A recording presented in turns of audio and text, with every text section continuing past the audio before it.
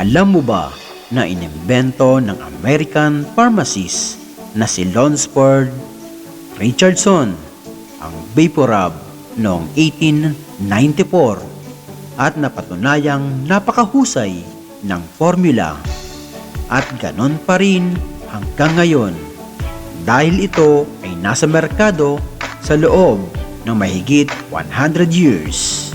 Maganda dito, nakahanap ang mga user ng iba't ibang paraan kung saan maaaring gamitin ang Vaporub sa pangaraw-araw na buhay.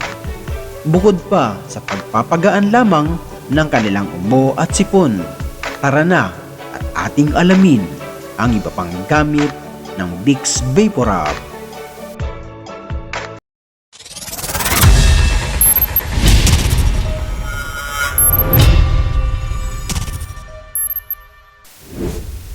Alam mo ba na maaaring pigilan ng Vaporub ang iyong mga alagang hayop na gawin ang kanilang business sa loob ng bahay, ang pagdumi at pag-ihi? Ang hack na ito ang tutulong sa iyo na sanayin ang iyong mga alagang hayop at turuan silang huwag basta-basta dumumi at umihi sa loob ng bahay.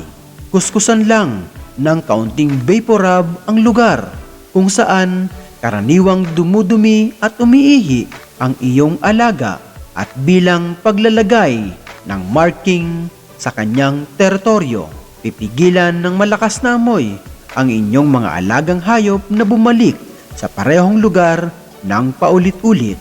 Sa kalaunan, ang iyong mga alaga ay magsisimulang masanay at gugustuhin niyang lumabas para gawin ang kanyang business. Ito pa ang isa, gusto ng mga pusa na patalasin ang kanilang mga kuko sa matitigas na bagay at madalas nilang sirain ang mga kasangkapan sa pagsasagawa nito. At para maiwasan ito, maglagay ng kaunting Vaporub sa mga pinto, dingding o muebles para pangdagdag ng proteksyon sa material. Ang mga pusa ay maitataboy ng malakas na amoy ng mentol at sisimulan nilang iwasan ang mga lugar na iyon.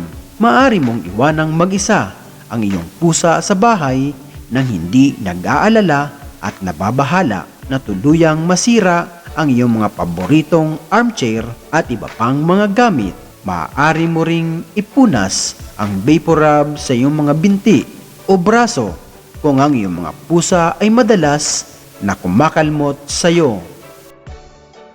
Kung nagustuhan mo ang ganitong mga video, paki-share na rin sa iyong mga kaibigan at kapamilya. Maraming salamat. God bless!